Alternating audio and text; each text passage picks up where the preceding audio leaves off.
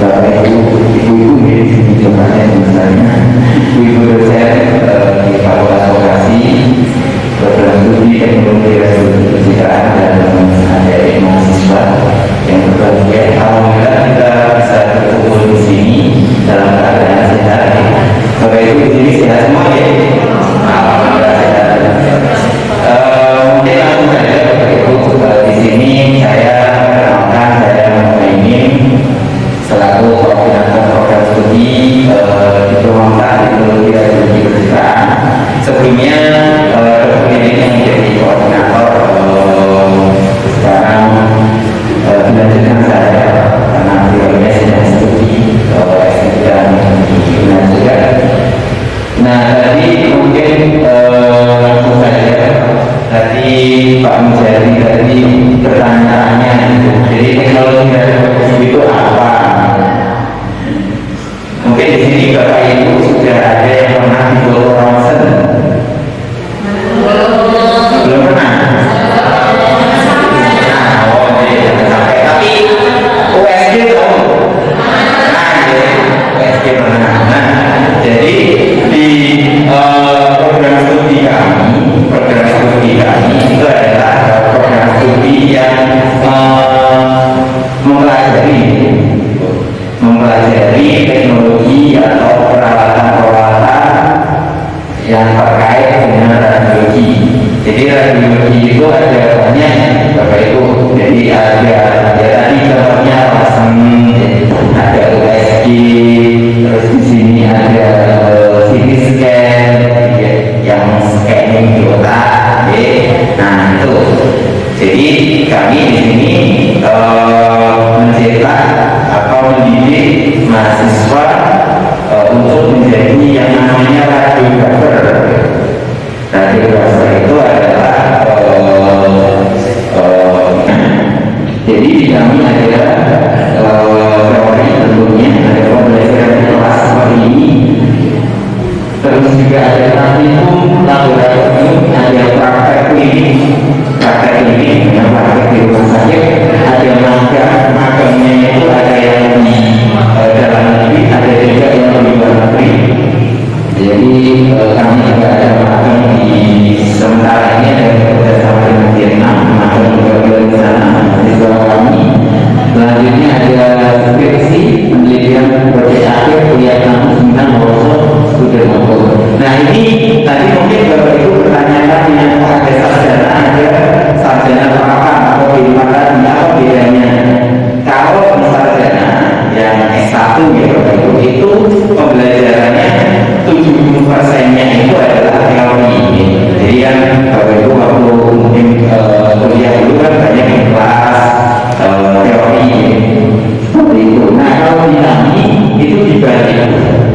Jadi teorinya belajar di kelasnya itu hanya 40%, hanya 40%. 60%-nya itu lebih banyak praktek dan praktikum di kayak di laboratorium. Assalamualaikum warahmatullahi wabarakatuh. Sebenarnya setelah ini mungkin ada yang diuraikan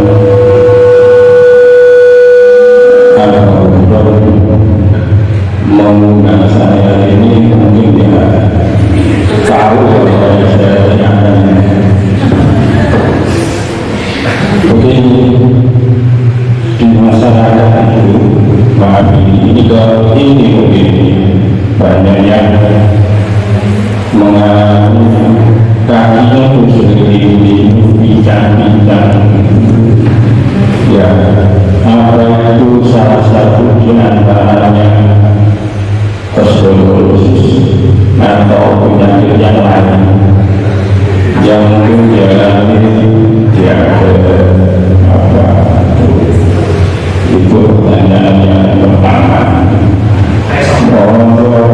yang supaya ya kita ini tidak sampai begitu. Yang kedua adalah yang mungkin berkenaan dengan misalnya makan sederhana. Soalnya ini materinya tiga materi yang yang saya maksudkan makanan sederhana yang menyebabkan kita sehat, atau hal lain ada sejenis gak usah kita sakit supaya kami gitu. Terus yang ketiga, ini bukannya dengan pribadi saya kepada dokter dan dokter juga bukannya apa mungkin di sini nanti ada sejenis apa ya konsultasi dibuka khusus untuk sementara untuk karyawan guru di yayasan lingkungan umumnya, karena pengembangan saya dan pengembangan sesudah bahasa ini cukup bagus, apalagi nanti ini dokternya mau dia konsultasi bukan konsultasi untuk para guru. Itu pertanyaan, 3 pertanyaan. Saya pilih, terima kasih sebelumnya, dan kalau ini memang apa ya di luar materi di abdomen, di perut waktu itu ada satu ruangan atau tidak ada yang mungkin ada curigai ada penyakit juga seperti itu. Nah itu pernah kami lakukan. Semoga nanti karena ini tahap awal ini kita bekerja sama ini antara Fakultas Vokasi dengan Yayasan Pesantren Kompronia. Semoga nanti kerjasama ini bisa kita lanjutkan dengan lebih intens lagi. Jadi semoga nanti kita akan bisa melakukan program-program yang mungkin dari Bapak Ibu nanti Bapak Ibu minta dilakukan apa kira-kira yang kami mampu yang kami mampu dan bisa kami laksanakan. Insya Allah nanti kalau kami sesuai dengan nilai kami nanti insya Allah bisa kita jalankan. Maka Bapak mungkin itu karena tadi Pak Abdul ini sudah mulai ini langsung ke kita ke materi ini saja. Mungkin dari saya akhiri sekian. Tema osteoporosis, karena saya tahu apa yang menjadi faktor penyebab osteoporosis. Osteoporosis apalagi di zaman pandemi ini paling banyak disebabkan karena kita di rumah dan bergerak, kita masih dengan PPKM, PSBB dan sebagainya. Anak-anak belajar online yang seperti itu, jadi mereka punya termasuk mahasiswa saya. Jadi itu menjadi salah satu penyebab, salah satu faktor risiko dari osteoporosis. Osteoporosis tidak hanya mengenai pada orang setengah tua, mungkin pada kakak saya tadi ya, seperti itu, tetapi bisa mengenai pada usia. Jadi saya harapkan dengan materi seperti ini yang saya sampaikan pada hari ini bisa Anda sampaikan atau bisa Anda terapkan pada mungkin pada murid-murid yang ada di lingkungan yayasan Kompronia. Apa yang harus dilakukan guru sehingga murid-murid ini bisa mencegah terjadi osteoporosis yang tinggi kemudian hari. Seperti itu. Itu kan juga dari kita. Jadi kita tidak hanya mengajar, tapi kita juga mendidik. Seperti itu. Nah kemudian osteoporosis ini juga tidak bisa terjadi oleh disebabkan ternyata karena hal yang muncul. Jadi nyata dia menguasai seluruh berat. Jadi tulang ini menguasai seluruh berat kita. Pada saat kita berdiri, pada saat kita lari, pada saat kita duduk, dia menguasai. Jadi dia tidak menguasai kalau kita hanya tiduran. Nah, kalau yang dalam ini kemudian mengalaminya tadi di presto tadinya, maka ketika pada saat kita berdiri, bebannya itu jadi tidak bisa ditopang dengan mudah. Akibatnya ada beberapa tulang yang kalah. Tulang yang kalah dia akan menyusut. Dia akan apa namanya? Menyusut ya. Dia akan menyusut, dia akan memendek. Biasanya hanya disebabkan oleh kegiatan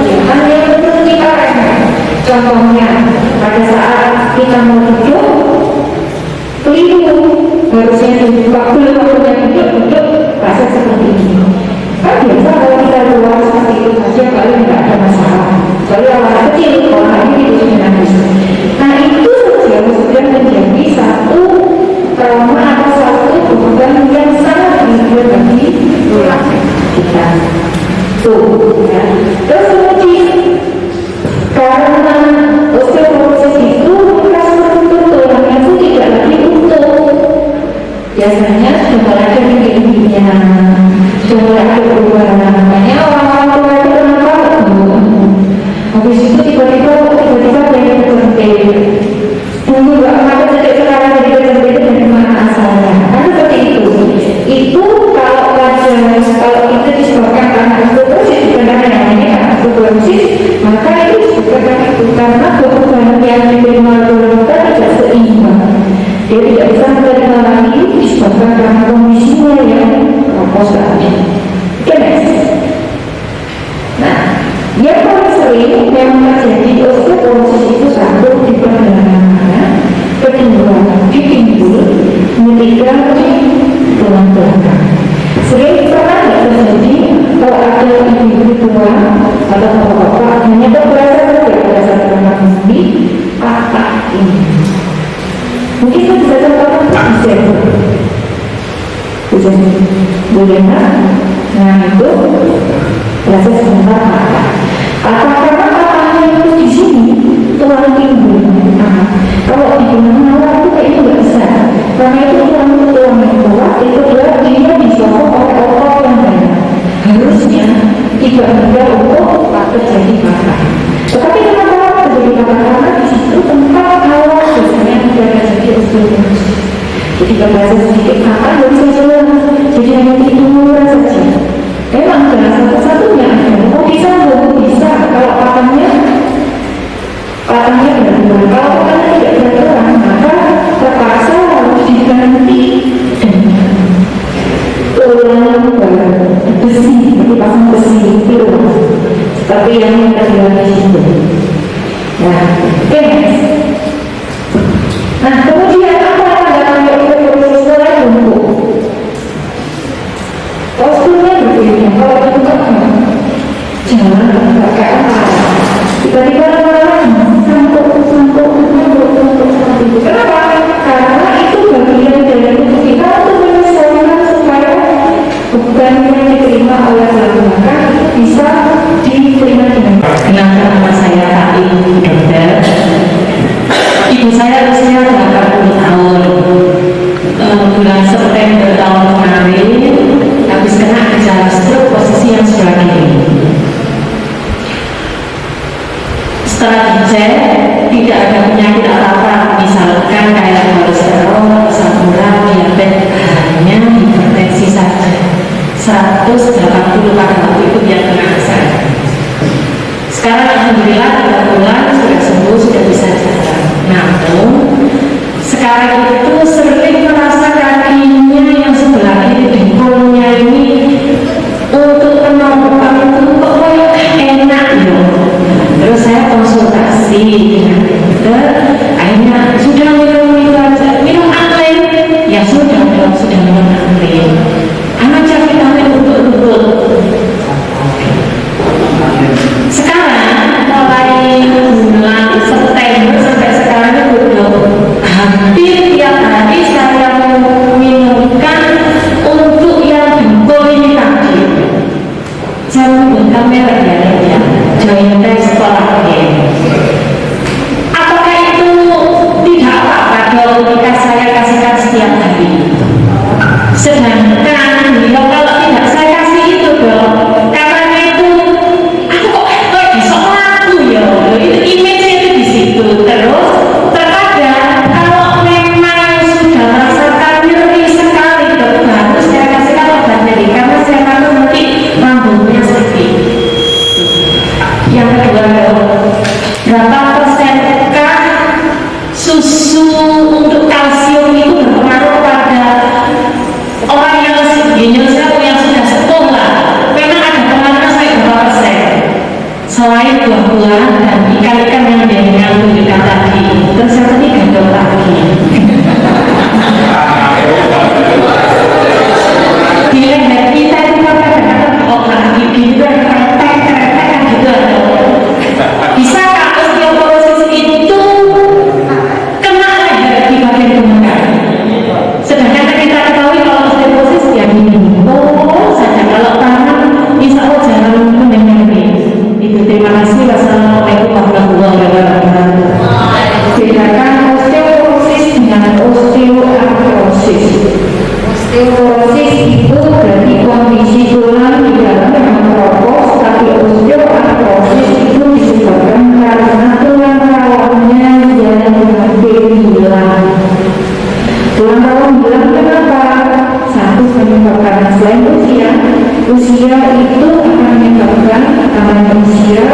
orang itu menjadi lebih mengeras. Kalau dia mengeras, pasti elastisitasnya juga akan berubah. Kalau kita Indonesia tanpa, kalau ini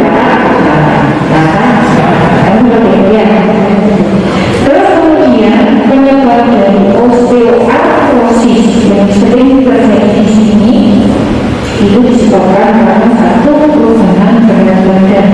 Jadi berat badan kita selalu ditopang oleh tulang belakang, juga ditopang oleh kedua lutut kita. Jadi apakah bisa osteoporosis bersama dengan osteoartrosis? Karena osteoporosis maka kekuatan tulang akan menurun. Karena kekuatan tulang akan menurun, maka dia akan cari tulang-tulang yang bisa menopang berat badan kita. Yang paling kena adalah lutut. Jadi kalau lutut kita sudah mulai berubah, maka akan terjadi perubahan di lututnya. Jadi kalau saya lihat dorong ini kan harusnya dia fleksibel ya, seperti ini. Nah pada saat kena beban kita yang tidak bisa ditampung, maka akan ada perubahan di tulang rawan, akan kemudian ada perubahan di tulangnya sendiri. Tulang rawan reaksi. Kemudian reaksinya apa? Timbul jarum. Tulang rawan yang mana? Tulang rawan itu apa ya kalau menjadi tulang rawan? Beda. Tulang sama tulang rawan beda. Tulang muda yang kalau kita makan kalau makan ayam masih belum itu kan ada yang merah putih gitu.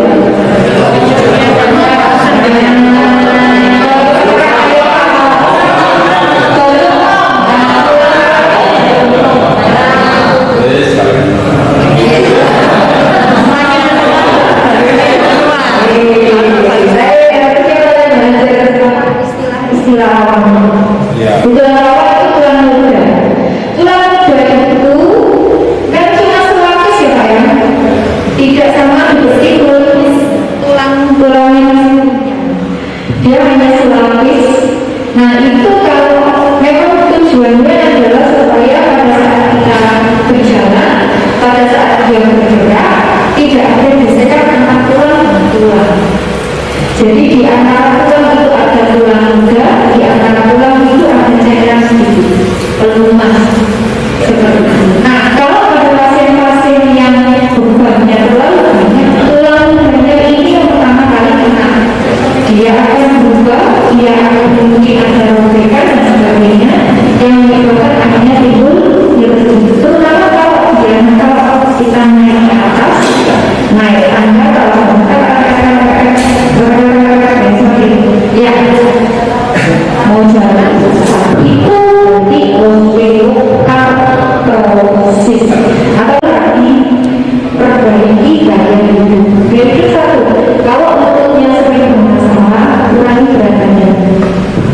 Begitu berat badan menurunkan, dengan pasti bisa merasakan bahwa nyeri di lututnya ini akan berkurang. Tetapi kalau pasien-pasien yang sudah menopause, wanita yang sudah menopause, memang karena proses pembentukan tulang yang juga terbentuk dari insulin dan insulinnya turun, pasti akan ada masalah. Cuma kalau kita sering berolahraga, sendinya dibuat aktif, okoknya dibuat aktif, tulangnya berbentuk, biasanya tulang itu tidak akan bertambah berat. Biasanya kalau berkurang, badannya ringan, jalannya baik. Tapi kalau kita sering curang, sering diem, nonton sinetron, nah itu yang tidak bagus. Apakah ada pengaruh kita sering minum obat darah tinggi menyebabkan tulang terus diabetes juga ya? Kalau diabetes beda. Diabetes itu pengaruhnya adalah di pembuluh darah. Diabetes itu jadi musuhan sama pembuluh darah. Jadi tidak ada obatnya yang jual. Kecuali biasanya itu memberikan obat-obatan, itu dengan pertimbangan. Jadi ada mungkin ya, misalnya katakanlah dikasih obat ini tidak makan, obat ini tidak makan, terpaksa dikasih obat yang efek sampingnya tidak menguntungkan bagi pasien.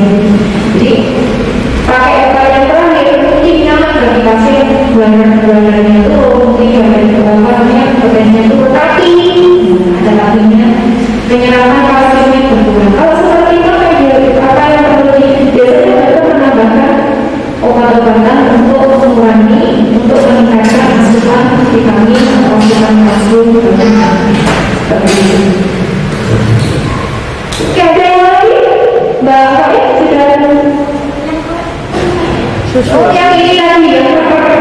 Sebenarnya gini, kalau ada kebiasaan seperti itu sebenarnya bukan kebiasaan, bukan itu menyebabkan osteoporosis, tidak.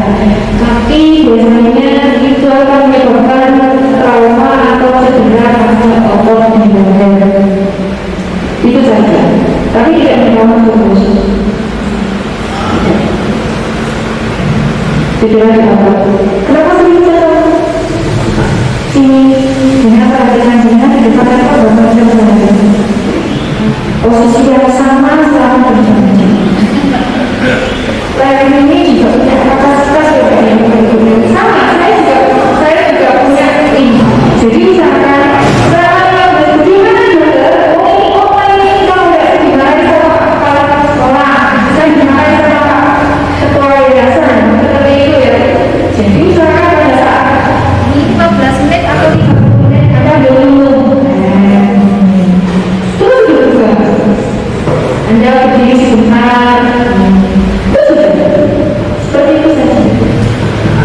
Oke, next dia dulu yang sangat sore itu kan dari istirahat itu tidak apa-apa. Tapi waktu tidur malah kakinya yang sakit. Ya saat itu.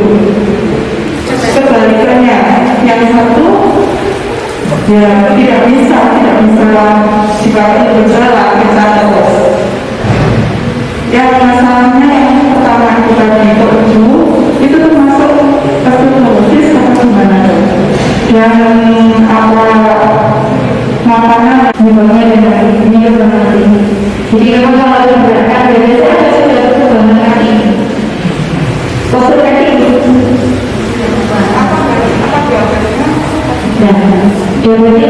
kalau seperti itu, kalau ada orang yang malas buat tiduran sakit, itu bisa dari namanya sendi ya, yang nanti. Kalau yang kedua, itu disebabkan karena anak darahnya tidak bagus. Jadi kalau dia jalan, dia nyaman karena aliran dari jantung, itu lancar. Tapi begitu istirahat dia nyeri karena aliran tidak bagus. Kalau seperti itu satu-satunya mungkin bisa dicoba dengan kakinya lebih tinggi dari ya.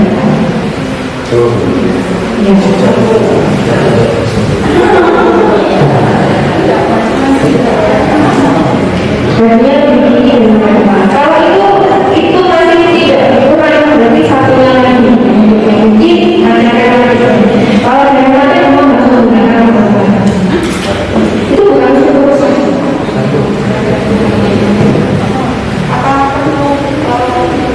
Kalau katanya bisa dicari ilmu penyebabnya. Tapi setiap manual usia dan generasinya itu untuk asupan seperti itu. Jadi aneh susu yang mengandung itu adalah asal kita karena dia memang bahaya kalsium. Tetapi tidak bisa instan. Makanya ini dokter harus buka di sini. Nanti akan sama Ini kan banyak keluhan kami yang ada ngomong gitu. Banyak keluhan.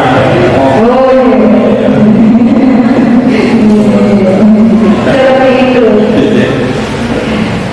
Sebelum saya lanjutkan lagi, mungkin kemarin berikutnya ya, biar selesai.